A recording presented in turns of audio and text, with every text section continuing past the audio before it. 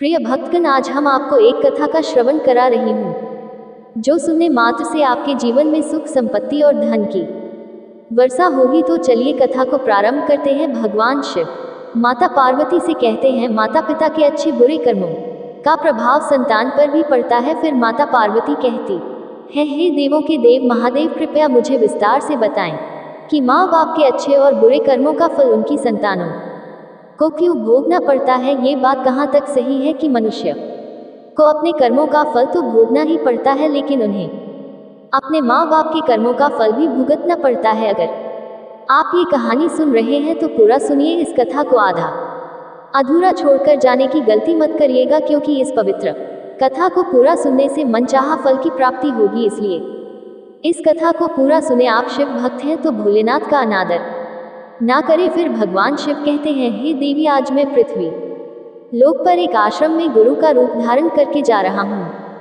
कृपया आप इसे ध्यान से देखें और सुने। एक गांव के पास भगवान शिव अपना रूप एक गुरु के रूप में अपने शिष्यों के साथ एक आश्रम में रहते थे। एक दिन एक शिष्य ने अपने गुरु से पूछा, गुरुजी, क्या माँ बाप के अच्छे और बुरे कर्मों का फल उनकी संतानों को भोगना पड़ता है? इस पर गुरु ने उत्तर दिया, हाँ, अवश्य ही उन्हें भोगना पड़ता है। फिर भगवान शिव जो गुरु थे वह कहते हैं, आज हम तुम सभी को एक प्राचीन समय की महत्वपूर्ण कथा सुनाते हैं, जिसे सुनने के बाद तुम सभी को पता चल जाएगा कि कैसे माँ बाप के पुण्य और पाप कर्मों का फल उनकी औलाद को मिलता है या भोगना पड़ता है। इसके बाद गुरु ने कथा आरंभ की और कहा, प्राचीन काल की बात है। एक गांव में एक गरीब मजदूर रहता था। वह दिन भर मेहनत मजदूरी करके अपने घर का खर्च चलाता था। उसे मजदूर में पूरे दिन काम करने के बाद शून्य मिलते थे, जिसमें से वह 50 प्रतिदिन दान करता और बाकी 250 से अपने परिवार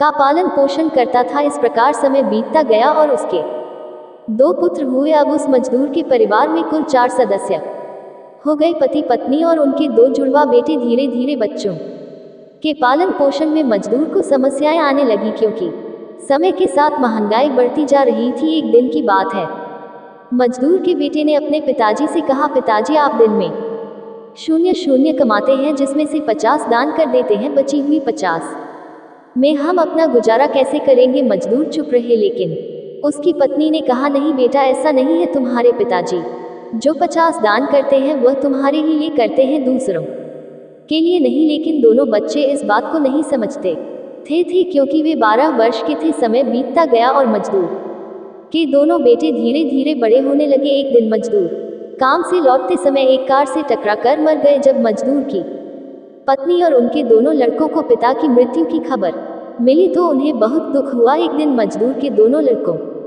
ने अपनी माँ से पूछा, माँ, हमारे पिताजी कहाँ चले गए हैं? मजदूर की पत्नी ने कहा, बेटा, तुम्हारे पिताजी हमें छोड़कर परमात्मा जी के पास चले गए हैं। जब तुम्हारे पिताजी थे तो वे रोजाना शून्य रब कमाते थे और उसमें से 50 बचाते थे, जिससे हमारा पालन पोषण होता था और बाकी का वह दान कर देते थे। अब हमारा पालन पोषण कैसे होगा? हमारा पेट कैसे भरेगा? माँ ने अपने दोनों बच्चों से कहा, पुत्रों, जिस घर में गरीबी होती है उसका कोई सहायक नहीं होता, सब उससे दूर भागते हैं सिवाय महादेव के, क्योंकि वही गरीबों के सहायक होते हैं। बेटों ने अपनी माँ से कहा, माँ, ऐसा मत सोचिए, हम दोनों भाई महादेव जी के पास जाएंगे और अपने पिता को वापस लेकर आएंगे। हमने सुना है कि महादेव बड़े दयालु हैं, हमारे दुखों को देखकर अवश्य ही उन्हें हम पर दया आएगी और वह हमारे पिताजी को हमारे साथ अवश्य भेज देंगे। बच्चों की बात पर उनकी माँ ने ध्यान नहीं दिया। एक दिन मजदूर की पत्नी अपने दोनों बेटों को घर पर छोड़कर गांव में किसी काम से चली गई। घर पर अकेले दोनों लड़के आपस में सोचने लगे, क्यों ना हम कैलाश पर जाकर महादेव से अपने पिताजी को वापस लाएं। ये सोचकर दोनों भाई घर से निकल पड़े। चलते चलते काफी समय बीत गया और वे थकान महसूस करने लगे। तब उन्होंने एक विशाल बरगद के पेड़ को देखा और उसकी छाया में विश्राम करने के लिए रुक गए। बैठते ही बरगद के पेड़ ने मान आवाज में उनसे पूछा, बच्चों, तुम कौन हो और कहाँ जा रहे हो? मेरी छाया में अब तक तुम्हारे जैसे कोमल बच्चे नहीं बैठे हैं। दोनों बच्चों ने उत्तर दिया, हम मजदूर के बेटे हैं और अपने पिताजी को लाने के लिए कैलाश पर्वत पर महादेव के पास जा रहे हैं। पेड़ ने उनकी बात सुनकर कहा, पुत्रों, अगर महादेव से मिल रहे हो तो मेरे लिए भी एक प्रश्न पूछना। मैं यहाँ कई वर्षों से खड़ा हूँ, लेकिन मेरा एक भी पत्ता नहीं गिरता और ना ही मेरी डालियाँ सूखती हैं। मैं और कितने वर्षों तक यहाँ खड़ा रहूँगा? मैंने अपने पिछले जन्म में ऐसा कौन सा पाप किया है जिसके कारण मुझे इस अवतार से मुक्ति नहीं मिल रही है? ये किस कारण हुआ? तब उन दोनों लड़कों ने कहा, ठीक है, हम महादेव जी से आपका ये प्रश्न जरूर पूछकर आएंगे। इतना कहकर वे दोनों बालक आगे बढ़ गए। रास्ते में उन्हें एक भयानक राक्षस मिला। राक्षस को देखकर वे दोनों भाई डर के मारे कांपने लगे और रुक गए। वे भागने ही वाले थे, तभी राक्षस ने मनुष्य की आवाज में कहा, बच्चों मुझसे डरो मत, मुझे बताओ कि तुम कौन हो और कहाँ जा रहे हो? वे दोनों बच्चे राक्षस के पास गए और हाथ जोड़कर कहने लगे, हे राक्षस देवता, हम दोनों मजदूर के पुत्र और जुड़वा भाई हैं। हम कैलाश पर्वत पर महादेव जी के पास अपने पिताजी को लेने जा रहे हैं। राक्षस ने कहा, बच्चों तुम महादेव जी से मेरा एक प्रश्न पूछकर आना। मैं कई वर्षों से इस जंगल में पड़ा हुआ हूँ और मुझसे अब चला भी नहीं जाता। मेरे शरीर में इतनी जान नहीं है कि मैं थोड़ी दूरी भी तय कर सकूं। मैंने अपने पूर्व जन्म में ऐसा कौन सा पाप किया है जिसके कारण मुझे इस अवतार से मुक्ति नहीं मिल पा रही है? इसका कारण क्या है? लड़कों ने कहा, ठीक है, हम महादेव जी से आपका ये प्रश्न जरूर पूछेंगे। इतना कहकर वे दोनों लड़के आगे बढ़ गए। रास्ते में उन्हें एक सेठ जी मिले। सेठ ने कहा, बच्चों तुम दोनों कौन हो और इतनी कड़ी धूप और गर्मी में कहाँ जा रहे हो? देखने में तो तुम बहुत सुकुमार और कोमल लग रहे हो। लड़कों ने कहा, सेठ जी, हम दोनों मजदूर के बेटे और सगे जुड़वा भाई हैं। हम दोनों कैलाश पर्वत पर महादेव जी के पास अपने पिताजी को लाने के लिए जा रहे हैं। फिर सेठ ने कहा, महादेव जी से मेरे लिए एक सवाल पूछकर आना। फिर उस सेठ ने बताया, पुत्रों, मैं कई सालों से राहगीरों की प्यास बुझाने के लिए यहाँ एक तालाब खुदवा रहा हूँ, लेकिन इसमें अभी तक पानी नहीं निकला है। मैंने अपने पिछले जन्म में ऐसा कौन सा अपराध किया था जिसके कारण इस तालाब में पानी नहीं आ रहा है? मैंने इसमें बहुत सारे पैसे खर्च कर दिए हैं, फिर भी सफल नहीं हुआ। इसका क्या कारण है? लड़कों ने कहा, ठीक है सेठ जी, हम महादेव जी से आपका ये सवाल पूछ कर आएंगे।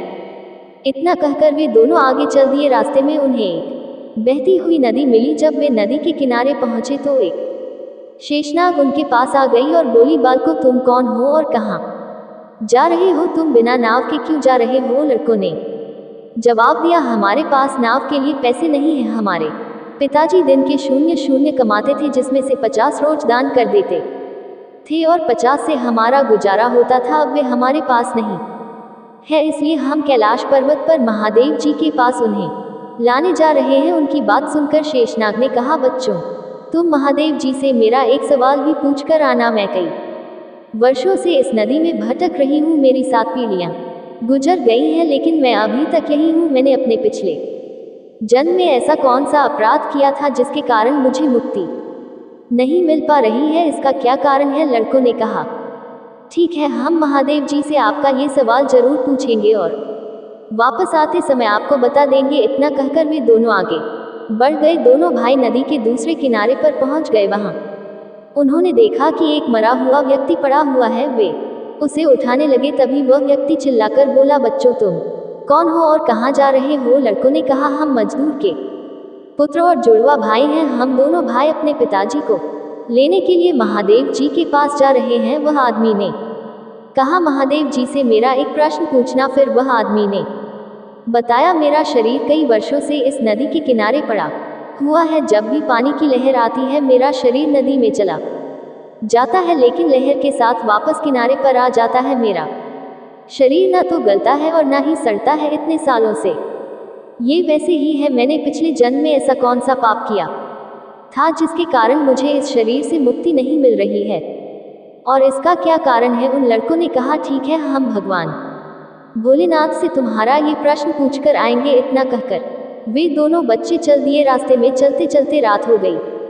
और कई दिनों के सफर के बाद वे बहुत थक गए थे। तभी उन्हें पास के जंगल में एक झोपड़ी दिखाई दी। दोनों भाई उस झोपड़ी के अंदर सो गए। सुबह जब उन्होंने आंखें खोली तो वे कैलाश पर्वत पर महादेव जी के पास पहुंच गए। दोनों भाइयों ने महादेव जी को हाथ जोड़कर प्रणाम किया और कहने लगे, हे प्राणदाता, हमारे पिताजी कहाँ हैं? जब हमारे पिताजी घर पर थे तो वे रोजाना 0 कमाते थे, उसमें से 50 दान करते और 50 से हमारा पालन पोषण करते थे, लेकिन अब जब वे घर पर नहीं है तो हम दोनों भाई और हमारी माँ भूखी मर रहे हैं। कृपया उन्हें जल्द से जल्द हमारे घर भेज दीजिए भगवान। महादेव जी ने उन दोनों बालकों की बात सुनकर कहा, ठीक है, मैं तुम्हारे पिताजी को घर पर भेज दूंगा, पहले तुम दोनों भाई यहाँ पर बैठो। महादेव जी ने उन दोनों बालकों को अपने पास बैठाया और उन्हें भोजन कराया। भोजन कराने के बाद पूछा कि उन्हें और क्या चाहिए। उन दोनों लड़कों ने रास्ते में जो भी प्रश्न मिले थे वे महादेव से पूछे। महादेव जी ने उन सभी प्रश्नों का उत्तर दिया और कहा, हे पुत्रों, जाते समय उन सबको उनके उत्तर बताते जाना। अब तुम दोनों अपने घर जाओ, तुम्हारी माँ तुम्हारा इंतजार कर रही है। तुम्हारे पिताजी घर पहुंच जाएंगे। दोनों भाई महादेव जी को प्रणाम कर वापस अपने घर के लिए चलने लगे। रास्ते में सबसे पहले उन्हें वही मरा हुआ आदमी मिला जो नदी के किनारे पड़ा था। उन दोनों लड़कों को देखकर वह मरा हुआ आदमी खुश हुआ और कहने लगा, बच्चों, तुमने महादेव जी से मेरा प्रश्न पूछा था? उन्होंने कहा, हाँ, हमने महादेव जी से आपका प्रश्न पूछा था। महादेव जी ने कहा कि तुम पिछले जन्म में बहुत बड़े विद्वान थे, परंतु तुमने अपना ज्ञान किसी के साथ साझा नहीं किया। अब मरने के बाद भी वह ज्ञान तुम्हारे अंदर खोल रहा है। जब तक तुम अपना ज्ञान किसी को नहीं बांटोगे, तुम्हारी आत्मा को शांति नहीं मिलेगी। फिर उस मृतक आदमी ने कहा, बच्चों, अब इस हालत में मेरे पास ज्ञान लेने के लिए कौन आएगा? तुम ही मेरा ज्ञान ले लो। फिर उस मृतक आदमी ने दोनों भाइयों को अपना सारा ज्ञान दे दिया और तुरंत ही उसकी आत्मा को मोक्ष प्राप्त हो गया। फिर दोनों भाई वहां से आगे बढ़ गए। चलते चलते उन्हें वही शेषनाग मिली। शेषनाग ने पूछा, बच्चों, क्या तुमने देवों के देव महादेव से मेरा प्रश्न पूछा था? दोनों भाइयों ने उत्तर दिया, हाँ, हमने आपका प्रश्न देवों के देव महादेव से पूछा था। उन्होंने कहा कि तुम्हारे अंदर अमृत है और जब तुम इस अमृत को किसी को नहीं दोगी तुम व्याकुल ही रहोगी। शेषनाग ने कहा, बच्चों, अब कौन मिलेगा मुझे? तुम ही मेरा अमृत ले लो। फिर शेषनाग ने अपना अमृत उन दोनों बच्चों को दे दिया और अमृत देते ही उसकी आत्मा को मोक्ष की प्राप्ति हो गई। फिर दोनों भाई वहां से आगे बढ़े। चलते चलते उन्हें वही सेठ मिला जो राहगीरों के लिए तालाब खुदवा रहा था। सेठ ने दोनों लड़कों को देखा और बड़े प्रेम से हाथ जोड़ पूछा, बेटे, क्या तुमने मेरा प्रश्न देवों के देव महादेव से पूछा था? दोनों ने उत्तर दिया, हाँ, पूछा था। देवों के देव महादेव ने कहा कि आपके घर में 2 जवान कुंवारी कन्याएं हैं। जब तक आप उनका विवाह नहीं करेंगे और कन्यादान नहीं करेंगे, तब तक इस तालाब से पानी नहीं निकलेगा। पहले अपना कर्तव्य पूरा करिए। सेठ ने पूछा, मैं अपनी कन्याओं के लिए वर कहाँ ढूंढूं? तुम दोनों बहुत ही सीधे स्वभाव के और सुंदर दिख रहे हो और अब विवाह योग्य भी हो गए हो। बेटा, तुम दोनों ही मेरी लड़कियों से विवाह कर लो। फिर सेठ ने अपनी दोनों लड़कियों का विवाह उन दोनों लड़कों से करवा दिया और अपनी बेटियों को बहुत सारा धन देकर विदा किया। आगे चलते चलते उन्हें वही राक्षस मिला। राक्षस ने पूछा, बच्चों, क्या तुमने देवों के देव महादेव जी से मेरा प्रश्न पूछा था? उन्होंने उत्तर दिया, हाँ, पूछा था। भगवान महादेव ने कहा कि तुम्हारे पास जो एक कीमती हीरा है, तुमने उसे ना तो धरती पर रखा है और ना ही कभी किसी को दान दिया है। जब तक तुम इस हीरे का दान नहीं करोगे, तुम्हारा शरीर ऐसे ही बना रहेगा। फिर उस राक्षस ने कहा कि बच्चों, इस हीरे को किसे दूं? तुम ही इसे ले लो। फिर राक्षस ने अपना हीरा उन बच्चों को दे दिया। जैसे ही उसने हीरा दिया, उसकी आत्मा को मोक्ष की प्राप्ति हो गई। इस प्रकार वे दोनों भाई अपनी पत्नियों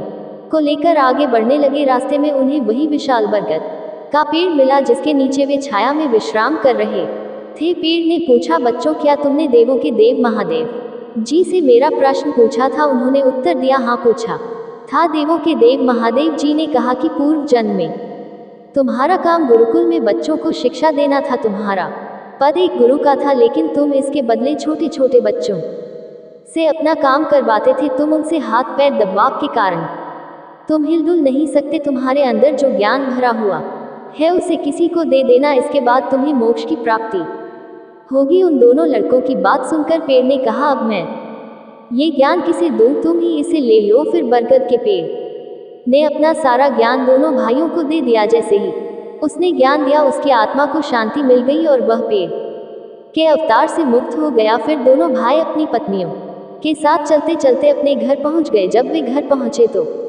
मजदूर की पत्नी उन्हें देखकर बहुत खुश हुई और कहने लगी, तुम दोनों कहाँ चले गए थे और ये दोनों लड़कियां कौन हैं?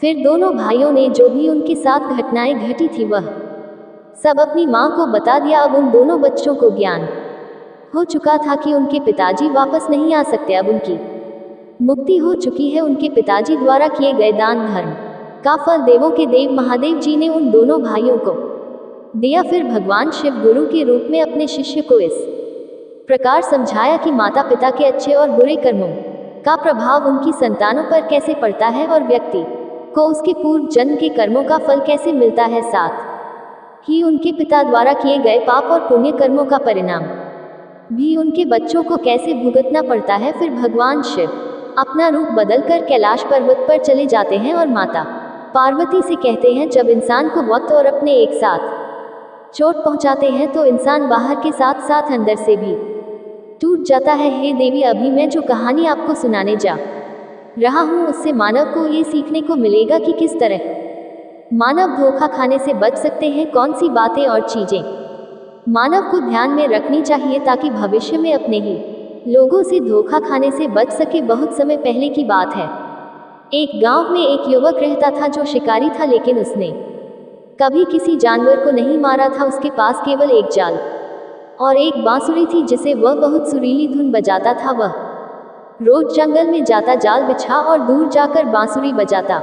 बांसुरी की मधुर धुन सुनकर परिंदे उसके जाल के पास आते और वह रस्सी खींचकर उन्हें जाल में फंसा लेता। फिर वह उन्हें घर ले जाता, दाना खिलाता और उनका ख्याल रखता। जब उसे पैसों की जरूरत होती तो वह उनमें से कुछ परिंदे बेच देता। उस शिकारी का एक बेटा था जिसका नाम वीर था। वीर छोटा ही था जब उसके पिताजी बीमार हो गए और उनका देहांत हो गया। अब वीर और उसकी माँ अकेले रह गए। उनके पास जो पैसे थे वह जल्द ही खत्म हो गए और खाने के लिए कुछ भी नहीं बचा। जिंदगी बहुत मुश्किल हो गई। वीर अभी छोटा ही था, लेकिन वह बहुत हिम्मत और साहस वाला था। कामकाज में अपनी माँ की मदद करता और जब भी समय मिलता जंगल चला जाता जहाँ उसके पिताजी परिंदे पकड़ा करते थे। आखिरकार एक दिन उसने अपनी माँ से कहा, माँ, अब मैं बच्चा नहीं रहा, अब मैं 18 साल का हो गया हूँ। पिताजी के जाने के बाद आपने बहुत मेहनत की है, अब आप मुझे पिताजी का जाल और बांसुरी ला दीजिए।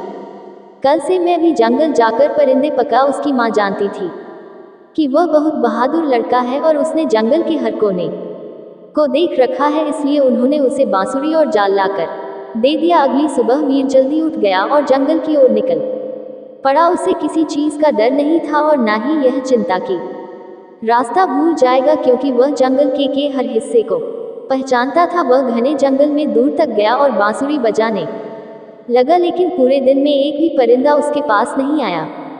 आखिरकार जब जंगल में शाम का अंधेरा फैलने लगा तो वह थका हारा खाली हाथ घर लौट आया। उसकी माँ जानती थी कि ऐसा ही होगा। परिंदे पकड़ना इतना आसान नहीं है कि कोई एक ही दिन में ये काम सीख ले। उन्होंने बेटे को तसल्ली दी और समझाया, बेटे, तुम पिताजी भी तुरंत परिंदे पकड़ने में माहिर नहीं हो गए थे, तुम्हें भी इस काम को सीखने में बहुत मेहनत करनी पड़ेगी। लेकिन वीर हिम्मत हारने वाला नहीं था। उसने लगातार मेहनत की और धीरे धीरे उसे बांसुरी पर खूबसूरत धुनें बजाना, अपने आप को परिंदों से छुपाना और बिना हिले डुले सब्र से देर तक बैठना आ गया। अब परिंदे उसके जाल में फंसने लगे थे। हर दिन की तरह वह जंगल जाता और जाल रखकर कुछ दूर चला जाता। कुछ समय बाद उसके जाल में एक बहुत ही अजीब और खूबसूरत पक्षी फंस गया जिसके पंख 7 रंगों के थे। वह खुशी खुशी उस पक्षी को अपने घर ले आया और उसे एक पिंजरे में बंद कर दिया। अगली सुबह जब वह उठा तो हैरान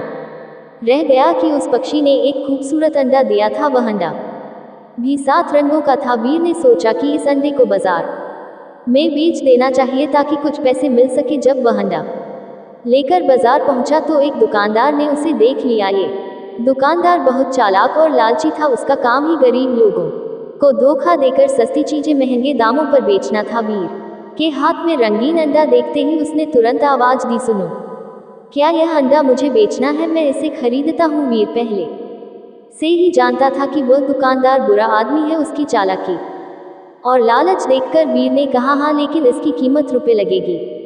दुकानदार ने कहा, ठीक है। वीर को ये देखकर हैरानी हुई कि चालाक दुकानदार ने उस अंडे की कीमत कम करने की कोशिश नहीं की और उसे रुपए देकर अंडा ले लिया। वीर ने बाजार में वह अंडा बेच दिया और अपने घर आकर वह रुपए अपनी माँ को दे दिए। अगली सुबह उसने देखा कि पक्षी ने फिर एक वैसा ही रंगीन अंडा दिया है। यह अंडा भी उसने बाजार जाकर उसी चालाक दुकानदार को बेच दिया। इस तरह वह पक्षी रोजाना एक खूबसूरत और रंगीन अंडा देता और वीर उसे बेचकर अपने घर की जरूरतें पूरी करता। एक दिन वीर को ख्याल आया कि चालाक दुकानदार ने मुझसे कम कीमत में अंडा खरीद तो लिया, पर वह इसे बहुत ज्यादा कीमत पर आगे बेचता होगा। ये सोचकर उसने एक दिन दुकानदार का पीछा किया। वह दुकानदार अंडा खरीदकर महल में पहुंचा और वीर समझ गया कि वह दुकानदार इस अंडे को राजा को महंगे दामों में बेचता है। वीर ने सोचा कि क्यों ना मैं खुद ही अंडा लेकर महाराज के पास जाऊं और ज्यादा पैसे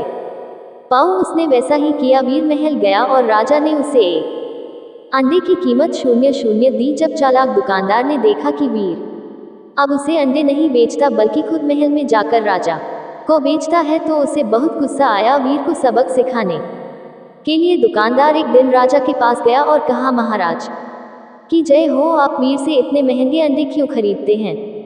यह अंडे तो आपको बिल्कुल मुफ्त में मिल सकते हैं। राजा ने पूछा, कैसे? दुकानदार ने जवाब दिया, महाराज, वीर के पास एक अद्भुत और सुंदर पक्षी है जो हर रोज यह अंडे देता है। आप उससे वह पक्षी ले लीजिए, फिर आपके पास अंडे और पक्षी दोनों मुफ्त में होंगे। राजा ने अपने सैनिकों को हुक्म दिया कि वे तुरंत वह पक्षी लेकर आए। कुछ देर बाद सैनिक वीर के घर पहुंचे और वह पक्षी ले गए। वीर समझ गया कि यह चालाक दुकानदार की चाल है, लेकिन वह मजबूर था क्योंकि राजा का हुक्म न मानने पर उसे सख्त सजा मिल सकती थी।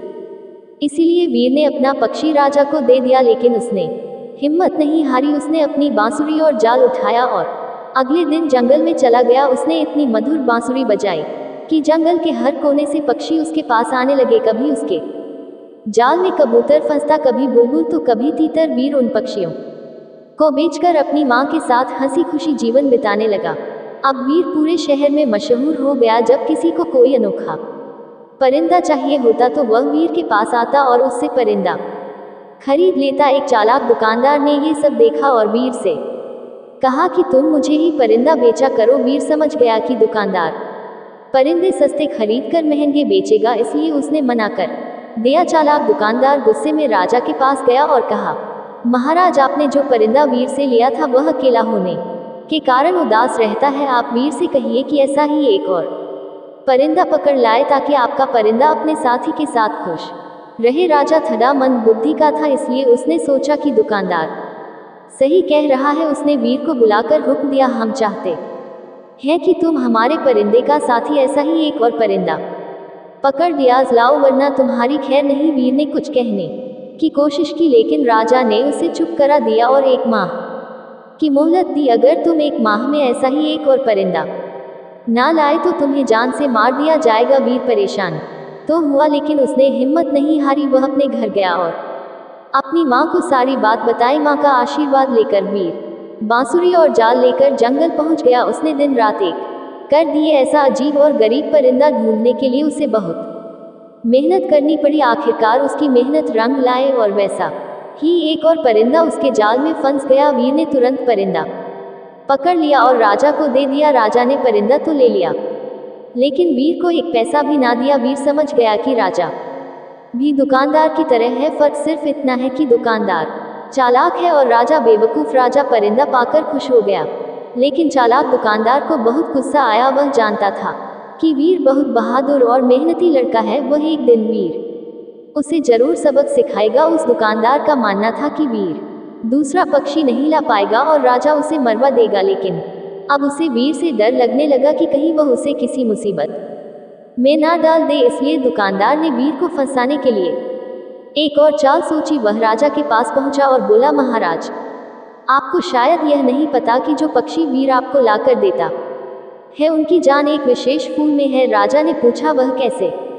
दुकानदार ने कहा, मैंने बुजुर्गों से सुना है कि यह पक्षी साल में 1 बार बचना का फूल सूंघते हैं। अगर उन्हें ये फूल सूंघने को ना मिले तो वे मर जाते हैं और यह फूल नाग देव के बाग में उगते हैं। राजा ने कहा, लेकिन हमारे पास ये फूल कहाँ से आएंगे, क्योंकि नागदेव अपने बाग में किसी को नहीं आने देता और जो वहां पहुंच भी जाए वह उसे मार डालता है। दुकानदार ने कहा, महाराज, ये काम तो पूरे नगर में केवल एक ही लड़का कर सकता है, उसका नाम वीर है। उसे बुलाकर कहिए कि तुरंत बच नाग का फूल लेकर आए। राजा ने वही किया जो दुकानदार ने कहा था। उसने वीर को बुलवाकर कहा, तुम नागदेव के बाग में जाओ और हमारे पक्षियों के लिए बचना का फूल लेकर आओ, वरना मेरे पक्षी मर जाएंगे। वीर ने कहा, महाराज मैंने अपना पक्षी आपको दे दिया। आपने कहा उसका साथी लाओ, मैंने वह भी पकड़ कर ला दिया, लेकिन आपका यह आदेश अजीब है। मुझे नहीं पता कि नागदेव का बाग कहाँ है। राजा ने जवाब दिया, ये तो तुम उस दुकानदार से पूछो, उसे सब मालूम है। वीर ने कहा, महाराज अगर दुकानदार इतना ही होशियार है और उसे सब मालूम है तो उससे कहिए कि खुद बचना का फूल लेकर आए। राजा ने कहा, नहीं, दुकानदार कहता है कि सिर्फ तुम ही यह काम कर सकते हो, और अगर मेरे पक्षी मर गए तो मैं तुम्हें और तुम्हारी माँ को मरवा दूंगा। वीर समझ गया कि इस मूर्ख राजा को कुछ समझाना दीवार से सिर फोड़ने के बराबर है, और यह सारी शरारत दुकानदार की ही है। इसलिए वह चुपचाप घर लौट आया और सोचने लगा कि आगे क्या करना चाहिए। उस शहर में एक बुद्धिमान बुजुर्ग व्यक्ति रहता था। वीर उसके पास गया और सारी कहानी सुनाई। उसने पूछा कि क्या यह सच है कि एक विशेष फूल जो नागदेव के बाग में उगता है उन परिंदों के लिए आवश्यक है और वे इसके बिना जीवित नहीं रह सकते। बुजुर्ग व्यक्ति ने कहा कि यह सच है। परिंदे साल में एक बार इस फूल को सूंघ है, चाहे वे कितनी भी दूर पहाड़ों में क्यों ना हो। इसलिए नागदेव अपने बाग में यह फूल उगाता है, जिससे यह अद्भुत परिंदे हमेशा उसके बाग में रहते हैं। वीर ने पूछा कि अगर मैं वह फूल बाग से तोड़ लाऊं तो क्या परिंदे भी उसके पीछे आएंगे। बुजुर्ग व्यक्ति ने कहा कि हाँ, लेकिन उस फूल तक पहुंचना बहुत कठिन है, क्योंकि बाग का एक ही दरवाजा है जिसे केवल नागदेव ही खोल सकता है। वीर ने कहा कि वह दरवाजा खोल लेगा, बस उसे वहां का पता चाहिए। बुजुर्ग व्यक्ति ने उसे नागदेव के बाग का रास्ता बताया और यह भी कहा कि वहां बड़े बड़े पहलवान और बहादुर गए थे, लेकिन कोई भी जीवित वापस नहीं आया। नागदेव बहुत शक्तिशाली है, इसलिए तुम कोशिश करना कि किसी तरह छिपे रहो। अगर उसने तुम्हें देख लिया तो वह तुम्हें मार डालेगा। वीर ने सब कुछ ध्यान से सुना और अगले दिन सुबह ही चलने को तैयार हो गया। वह अब अपने गांव से काफी दूर निकल आया था और चलता ही जा रहा था। आखिरकार वह नागदेव के बाग तक पहुंच गया। वहां पहुंचकर उसने देखा कि बाग का एक ही विशाल दरवाजा था जो बड़ी बड़ी चट्टानों से बना था। कई पहलवान मिलकर भी उसे हिला नहीं सकते थे। वह दरवाजे के पास बैठ गया, लेकिन वह इतना थका हुआ था कि तुरंत सो गया। उसकी आंखें शोर से खुली, ऐसा लगा जैसे आंधी आ रही हो। शोर धीरे धीरे नजदीक आता जा रहा था और वीर समझ गया कि नागदेव बाग के भीतर जा रहा है। उसने तुरंत छुपने का निर्णय लिया। नागदेव ने उसे नहीं देखा और उसके पास से गुजर गया। वीर को ऐसा महसूस हुआ जैसे कोई विशाल पहाड़ उसके बस से गुजर रहा हो। नागदेव ने बाग का दरवाजा खोला। वीर ने सांस रोके दबे पांव उसका पीछा किया, और जैसे ही नागदेव बाग के अंदर गया, वीर भी उसके पीछे पीछे अंदर चला गया और एक झाड़ी के पीछे छुप गया। जंगल में परिंदे पकड़ने के काम में उसे अक्सर लंबे समय तक बिना हिले डुले छुपकर रहना पड़ता था, और यह आदत यहाँ बहुत काम आई। नागदेव को भनक तक नहीं लगी कि कोई उसके पीछे पीछे बाग के अंदर आ गया है। बाग बहुत खूबसूरत था। उसमें अलग अलग रंगों के अजीबोगरीब फूल थे, जिन्हें देखकर वीर हैरान रह गया। वहां कुछ अनोखे परिंदे भी थे जो उसने पहले कभी नहीं देखे थे। वीर वहीं छुपा रहा और सुबह नागदेव फिर बाहर निकला। शायद वह शिकार की तलाश में जा रहा था। जब नागदेव बाहर चला गया तो वीर झाड़ी के पीछे से निकला और बाग में बचना नाम के फूल को तलाशने लगा, जैसे उस बुजुर्ग ने उसे निशानियां बताई थी। उसे वही वैसे ही परिंदे नजर आए जैसे उसने राजा को दिए थे, लेकिन वीर को यह नहीं पता था कि बचना कौन सा फूल है। वहां बाग में हर तरह के फूल थे। घूमते घूमते उसे एक बहुत बड़ा घर नजर आया। नागदेव शायद उसी घर में रहता था और उसमें चला गया। उस घर में 15 कमरे थे और हर कमरा एक से बढ़कर एक खूबसूरत था, लेकिन पूरे मकान में कोई नहीं था। आखिरकार जब वह 15वें कमरे में पहुंचा तो उसे किसी के रोने की आवाज सुनाई दी, पर वहां कोई नहीं था। उसे लगा कि आवाज कालीन के नीचे से आ रही है। उसने कालीन उठाया तो फर्श में एक दरवाजा बना हुआ देखा। उसने दरवाजा खोला तो सीढ़ियां जमीन के अंदर जा रही थी। वह सीढ़ियां उतरकर नीचे चला गया। नीचे घना अंधेरा था, इतना गहरा कि कुछ भी साफ दिखाई नहीं दे रहा था। रोने की आवाजें अब और तेज हो गई थी। वीर ने ध्यान से देखा तो अंधे में एक लड़की दिखाई दी। वह टेबल के पीछे बैठकर रो रही थी। उसके लंबे बाल चेहरे पर बिखरे थे। वीर को देखते ही वह बोली, अरे लड़के, तुम यहाँ कैसे आ गए? तुम कौन हो, तुरंत यहाँ से चले जाओ, अगर वह राक्षस आ गया तो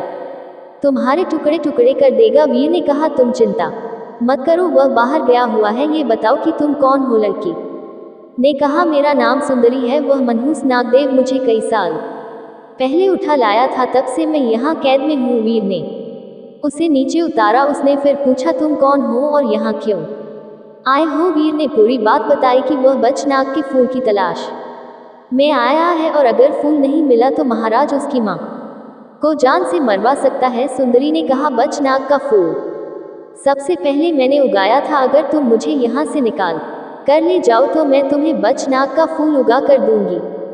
सारे परिंदे तुम्हारे पास आया करें। उसने बताया कि नागदेव के स्तंभ में तेज घोड़े भी हैं। वीर वहां गया और उसने 2 घोड़े खोल लिए। सुंदरी ने वह फूल भी तोड़ लिया था। दोनों घोड़ों पर सवार हो गए। सुंदरी को मालूम था कि बाग में एक पत्थर को दबाने से दरवाजा खुल जाता है। इस तरह दोनों दरवाजे खोलकर घोड़े पर सवार होकर वहां से निकल गए। घोड़े भगाते भगाते दोनों वीर के नगर पहुंच गए। वीर की माँ अपने बेटे को देखकर बहुत खुश हुई। वीर ने फिर अपनी माँ को सारी कहानी सुनाई। फिर वे दोनों को अंदर ले गए और खाना खिलाया।